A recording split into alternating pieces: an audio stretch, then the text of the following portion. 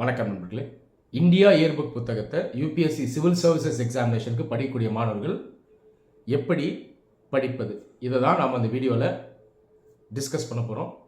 India இயர்புக் எப்படி படிக்கிறதுன்னு சொல்லித்தாங்கன்னு நிறைய மாணவர்கள் என்கிட்ட கேட்டிருந்தாங்க. இதை பற்றி நான் ப்ரிப்பரேஷன் ரெஜிமெண்ட் வீடியோவில் எக்ஸ்பிளைன் பண்ணியிருக்கேன். தனியாக ஒரு வீடியோ அப்லோட் பண்ணிட்டேன்னு நான் இவ்வளோ நாள் நினச்சிட்டு இருந்தேன். அதுக்கப்புறம் வெரிஃபை பண்ணும்போது தனியாக வீடியோ இது வரைக்கும் அப்லோட் பண்ணலை அப்படின்றது எனக்கு புரிஞ்சுது. சரி, எல்லாருக்கும் யூஸ்ஃபுல்லாக இருக்க மாதிரி ஒரு வீடியோவை செப்பரேட்டாக அப்லோட் பண்ணிடலான்னு நினச்சேன். இந்த வீடியோவில் நம்ம இதை பற்றி தான் டிஸ்கஸ் பண்ண போகிறோம். இந்தியா இயர்புக் கண்டிப்பாக நீங்கள் இதை பார்த்துருப்பீங்க, அட்லீஸ்ட் கேள்விப்பட்டாது இருப்பீங்க. ஒரு நல்ல ரிசோர்ஸ் இது. கவர்மெண்ட் ஆஃப் இந்தியா ரிலீஸ் பண்ணக்கூடிய book. Ministry of information and broadcasting அவங்களே இதை ரிலீஸ் பண்ணுறாங்க. ஸோ ஒரு ஆத்தென்டிக்கான ரிசோர்ஸ் இது. இதில் இருக்கக்கூடிய இன்ஃபர்மேஷன்லாம் பார்த்தீங்கன்னா அஃபிஷியல் சோர்ஸஸ்லேருந்து எடுக்கப்பட்டது. காம்படிட்டிவ் எக்ஸாமினேஷனுக்கு ரொம்பவே ஹெல்ப்ஃபுல்லாக இருக்கக்கூடிய ஒரு புத்தகம். SSC, UPSC civil services examination, state civil services examination, banking examination, railway examination எல்லாத்துக்கும் யூஸ்ஃபுல்லாக இருக்கும். ஐஏஎஸ் எக்ஸாமினேஷனுக்குமே இது யூஸ்ஃபுல்லாக இருக்கும். ஆனால் ஐஏஎஸ் ஆஸ்பிரன்ஸ் நிறைய பேர் ஒரு தவறான அண்டர்ஸ்டாண்டிங்கில் இருக்காங்க. இந்தியா இயர்புக்கை ஃபுல்லாக படிச்சிடணும்னு நினைக்கிறாங்க. இது தேவையில்லை. 1000 பேஜுக்கு மேலே இருக்கும் இந்த புக்கில். 1000 பேஜும் நம்ம ஃபுல்லாக படிக்கணும்னா அதுக்கே 6 மாதம் ஆயிரும். இந்த தவறை செய்யக்கூடாது. அப்போது இதை செலக்டிவாக படிக்கணும். இந்த புத்தகத்தை நீங்கள் ப்ரிலிம்ஸ் எக்ஸாமினேஷனுக்கு ஒரு மாதம் முன்னாடி வாங்கி படித்தாலே போதும். சொல்லப்போனால் இந்த புக்கை ஒரு 5 நாளுக்கு மேலே படிக்கக்கூடாது. 5 நாளில் முடிச்சிடலாம். உண்மை தான். 5 நாள், ஒரு நாளைக்கு 2 மணி நேரம் நீங்கள் செலவிட்டிங்கன்னா போதும். 5 நாளில் முடிச்சிடலாம். ப்ரிலிம்ஸ்க்கு ஒரு மாதம் முன்னாடி ஆரம்பிங்க போதும். ப்ரிப்ரேஷன் பிளானை ஃபாலோ பண்ணிவிட்டு ப்ராப்பராக நாலேஜ் அப்டெயின் பண்ணணும் எல்லா சப்ஜெக்ட்ஸ்லையும். இதெல்லாம் பண்ணிவிட்டு கிளைமேக்ஸ் ஸ்டேஜில் எக்ஸாம் கிட்ட வரும்பொழுது அந்த நேரத்தில் இந்த புத்தகத்தை வாங்கி நீங்கள் படித்தா போதும். புத்தகத்தை வாங்கணும்னு கூட அவசியம் இல்லை. லைப்ரரிக்கு போய் நீங்கள் நோட்ஸாக கூட எடுத்துகிட்டு வந்துடலாம். சரி, இதை எப்படி படிக்கிறது, இதை நான் இப்போ எக்ஸ்பிளைன் பண்ணுறேன். நீங்கள் இந்தியா இயர்புக்கினுடைய இண்டெக்ஸை முதல்ல பாருங்கள். டிஃப்ரெண்ட் செக்டர்ஸ் கொடுத்துருப்பாங்க. Agriculture, education, health care, trade, industry, welfare, youth affairs, transport, law and justice, labour and employment, இந்த மாதிரி பல்வேறு டாபிக்ஸ், அதாவது சாப்டர்ஸ் அதில் இருக்கும். இதெல்லாம் நீங்கள் டைமென்ஷனாக வைக்கணும். புரியுதா? இந்த ஒரு சாப்டருக்குள்ளேயும் நீங்கள் செலக்டிவாக படிக்கணும். மெயினாக எதை படிக்கணும்னா கவர்மெண்ட் ஸ்கீம்ஸை படிக்கணும். அரசினுடைய திட்டங்கள் படிக்கணும். ஜென்ரலாக பாலிசி இருக்கும், கொள்கை இருக்கும். அது இல்லாமல் நிறைய ஸ்கீம்ஸ் இருக்கும். ஒரு சாப்டருக்குள்ளே போயும் நீங்கள் அந்த ஸ்கீம்ஸை படிக்கணும். முடிஞ்ச வரைக்கும் ஸ்கீம்ஸை முடிங்க.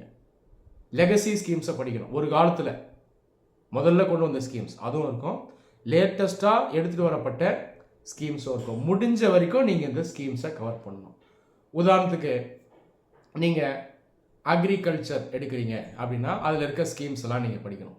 National food security act, public distribution system, nutrient based subsidy, இந்த மாதிரி படிக்கணும். ஸோ ஸ்கீம்ஸை முடிஞ்ச வரைக்கும் கவர் பண்ணுங்கள். சோஷியோ எக்கனாமிக் பாயிண்ட் ஆஃப் வியூவில் ஸ்கீம்ஸை கவர் பண்ணணும். பொருளாதார ரீதியாகவும் சமூக ரீதியாகவும் நீங்கள் ஸ்கீம்ஸை கவர் பண்ணணும். எஜுகேஷன் எடுத்துட்டிங்கன்னா இதில் நிறைய ஸ்கீம்ஸ் வரும்.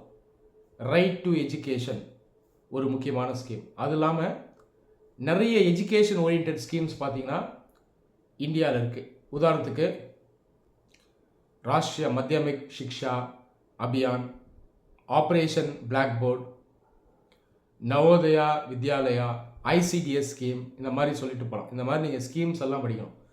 அந்த ஸ்கீம் அதனுடைய அப்ஜெக்டிவ் என்ன, அதனுடைய நோக்கம் என்ன, அது எந்த மினிஸ்ட்ரி இம்ப்ளிமெண்ட் பண்ணுறாங்க, அது யாரை சென்று அடையுது, இம்ப்ளிமெண்டேஷன் மெக்கானிசம் என்ன, அதோடு சேர்த்து அதில் இருக்கக்கூடிய ஃபேக்ட்ஸ், அந்த ஃபண்டு ஷேரிங் எப்படி இருக்குது, எந்த ரேஷியோவில் இருக்குது, சென்ட்ரல் ஸ்டேட் நடுவில் எப்படி இருக்குது, டோட்டலி சென்ட்ரல் ஸ்கீமா இல்லை சென்ட்ரலி ஸ்பான்சர்ட் ஸ்கீமா, இதை மாதிரி நீங்கள் படிக்கணும். ஸோ ஸ்கீம்ஸுங்கிறது முக்கியம். ரெண்டாவது விஷயம் ஆர்கனைசேஷன்ஸ் அண்ட் ஏஜென்சிஸ், இதை படிக்கணும். அதாவது அமைப்புகளை பற்றி படிக்கணும்.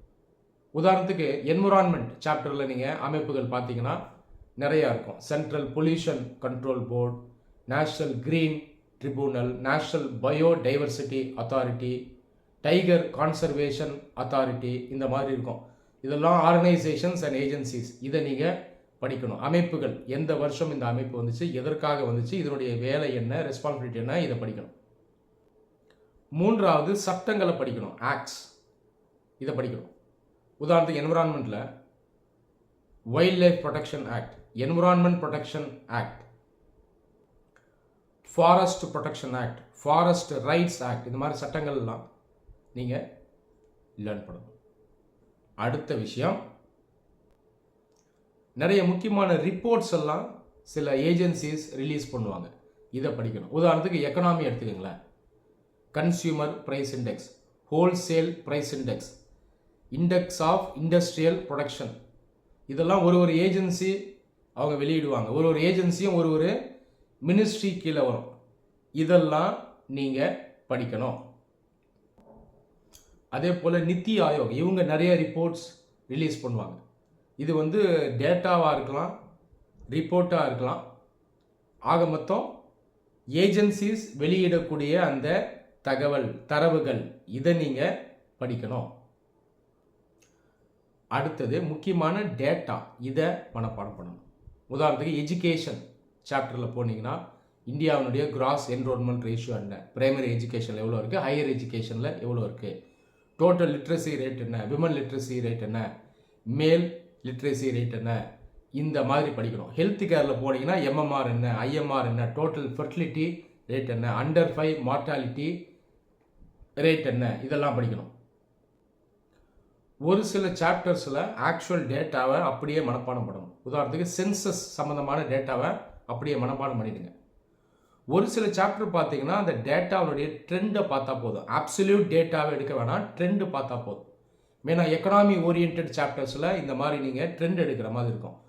உதாரணத்துக்கு ஃபிஸ்கல் டெபிசிட் என்ன, ரெவென்யூ டெபிசிட் என்ன, டெட் டு ஜிடிபி ரேஷியோ என்ன, ஃபாரின் எக்ஸ்சேஞ்ச் ரிசர்வ் இந்தியாவில் எவ்வளோ இருக்குது, இம்போர்ட் என்ன, எக்ஸ்போர்ட் என்ன, கேபிட்டல் அக்கௌண்ட் டெபிசிட் என்ன, ரெவென்யூ டெபிசிட் என்ன, பேலன்ஸ் ஆஃப் பேமெண்ட் இந்தியாவில் எப்படி இருக்குது, சர்வீஸ் எக்ஸ்போர்ட்ஸ் எந்த அளவுக்கு இருக்குது, நம்ம எக்ஸ்போர்ட் பேஸ்கெட் அதில் இருக்கக்கூடிய ப்ராடக்ட்ஸ் என்ன, இந்த மாதிரி நீங்கள் பார்க்கணும். அதில் ட்ரெண்டை பார்த்தீங்கன்னா போதும். உதாரணத்துக்கு ஃபிஸ்கல் டெபிசிட் எடுத்துட்டிங்கன்னா ஒரு மாதம் ஃபிஸ்கல் டெபிசிட் எவ்வளோ இருக்குன்னு யூபிஎஸ்சி கேள்வி கேட்காது. ஆனால் கடந்த ஒரு வருஷத்தில் ஃபிஸ்கல் டெபிசிட் எப்படி இருந்திருக்கு, அதிகமாக இருக்கா, கம்மியாக இருக்கா, இல்லை ஸ்டேபிளாக இருக்கா, இப்படி கேள்வி வரும். இன்ஃப்ளேஷன் அதிகமாக இருக்கா, இறங்கி இருக்கா, இல்லை ஸ்டேபிளாக இருக்கா. ஸோ அந்த ட்ரெண்டை நீங்கள் பார்க்கணும். அந்த ட்ரெண்டுங்கிறது ரொம்ப முக்கியம். அப்போ டிஃப்ரெண்ட் சாப்டர்ஸில் எங்கெல்லாம் இம்பார்ட்டன்ட் டேட்டா இருக்கோ அதை முடிஞ்ச வரைக்கும் மனப்பாடம் பண்ணுங்கள். டேட்டாவை மனப்பாடம் பண்ணும்போது அக்யூரேட்டாக டேட்டாவை மனப்பாடம் பண்ண வேண்டிய அவசியம் இல்லை. ஒரு ரிலேட்டிவ் ஃபிகர் மைண்டில் வச்சா போதும். உதாரணத்துக்கு இந்தியாவுடைய ஆனுவல் எக்ஸ்போர்ட்ஸ் $427 பில்லியன் வைங்க. 427.5 அப்படிலாம் மனப்பாடம் பண்ண வேணாம். அப்ராக்சிமேட்டாக $420 பில்லியன் அப்படின்னு மைண்டில் வைங்க. அதுக்கப்புறம் நீங்கள் நியூஸில் கரண்ட் அஃபேர்ஸை ஃபாலோ பண்ணுவீங்க. இன்னும் ஒரு 3 மாதம் கழிச்சு $450 பில்லியன் போதும். என்ன அர்த்தம், எக்ஸ்போர்ட் அதிகமாக இருக்குன்னு அர்த்தம். இந்த மாதிரி நீங்கள் டேட்டாவை ஃபாலோ பண்ணிட்டு வாங்க. அது இல்லாமல் ஒரு முக்கியமான சாப்டரில் அதிகமாக கவனம் செலுத்துங்க. வெல்ஃபேர்னு ஒரு சாப்டர் இருக்குது. சாப்டர் நம்பர் 28 நினைக்கிறேன். இப்போ மேபி மாறி இருக்கலாம், புக்கை ரிவைஸ் பண்ணியிருக்காங்க. என்கிட்ட 2015 எடிஷன் தான் இருக்குது. இந்த வெல்ஃபேர் சாப்டர் இதில் அதிகமாக கவனம் செலுத்துங்க. இதில் பாலிசி, ஸ்கீம், ஆக்ட் இதெல்லாம் படிங்க. Socio economic empowerment point of வியூவில் படிங்க. ரைட்ஸ் பாயிண்ட் ஆஃப் வியூலையும் படிக்கணும். முக்கியமான ஆக்ட்ஸ் எல்லாம் அதில் இருக்கும். Right to education, right to work, welfare schemes for women, children, transgenders, இதெல்லாம் இந்த வெல்ஃபேர் அப்படின்ற சாப்டர் இருக்கும். முடிஞ்ச வரைக்கும் இந்த வெல்ஃபேர் சாப்டரில் அதிகமாக ஃபோக்கஸ் பண்ணுங்கள். இந்தியா இயர் புக்கினுடைய அந்த கடைசி பகுதி பார்த்தீங்கன்னா ஸ்டேட்ஸ் அண்ட் யூடிஸ் இது சம்மந்தமாக டேட்டா இருக்கும். இதை இக்னோர் பண்ணிடலாம். இதிலெல்லாம் ரொம்ப நீங்கள் இறங்கி நேரத்தை வீண் பண்ண வேணாம். ஸ்டேட் யூடி சம்மந்தமான டேட்டாவை நம்ம அட்லஸ் ஸ்டடிங் படிக்கும் பொழுது நமக்கு அந்த நாலேஜ் கிடச்சிடும். ஸோ அட்லஸ் ஸ்டடிங் மூலமாகவே அந்த நாலேஜ் எடுத்துடலாம். நம்ம இந்தியா இயர் புக்கிலேருந்து இது அந்தளவுக்கு ட்ரில் பண்ணி எடுக்கணுன்ற அவசியம் கிடையாது. அது இல்லாமல் இம்பார்ட்டன்ட் அவார்ட்ஸ் இந்தியாவில் நம்ம என்னென்ன தரோம், அதனுடைய க்ரைட்டீரியா என்ன, டிஃப்ரெண்ட் கேட்டகரிஸ் என்ன, இதையும் இந்தியா இயர் புக்கில் பார்த்துருங்க. பாரத் ரத்னா, பத்மா அவார்ட்ஸ் உள்ள இருக்க கேட்டகரி என்ன, இதை பாருங்கள். இன்டர்நேஷ்னல் ரிலேஷன் பொறுத்த வரைக்கும் இந்த PBSA அப்படின்ற முக்கியமான ஒரு அவார்டு இருக்குது, அதை படிங்க. Sports awards, literature awards, awards for fiction, award for music, இந்த முக்கியமான அவார்ட்ஸ் இதெல்லாம் ஒரு ரவுண்டு பார்த்துருங்க. ஸோ நான் சொன்ன இந்த விஷயங்களை மட்டும் நீங்கள் இந்தியா இயர் புக்கில் படித்தா போதும். இந்தியன் பாலிட்டி சப்ஜெக்ட் சம்மந்தமாக கொஞ்சம் வேல்யூ அடிஷன் நீங்கள் இந்த புக்கில் பண்ணலாம். புக்கினுடைய ஸ்டார்டிங்லேயே பாலிட்டி பற்றி அந்த சாப்டர் இருக்கும். அது உள்ள சில இம்பார்ட்டன்ட் ஏரியாஸை மட்டும் நீங்கள் ஃபோக்கஸ் பண்ணுங்கள். Prime minister office, central secretariat, citizens charter, civil society, இந்த பகுதியை மட்டும் அதில் நீங்கள் கவர் பண்ணால் போதும். சிம்பிளாக சொல்லணும்னா லக்ஷ்மிகாந்த் புக்கில் இல்லாத பாலிட்டி சம்மந்தமான சில விஷயங்களை இந்தியா இயர் புக் பாலிட்டி சாப்டர்லேருந்து கவர் பண்ணிங்கன்னா போதும். புரியுதா?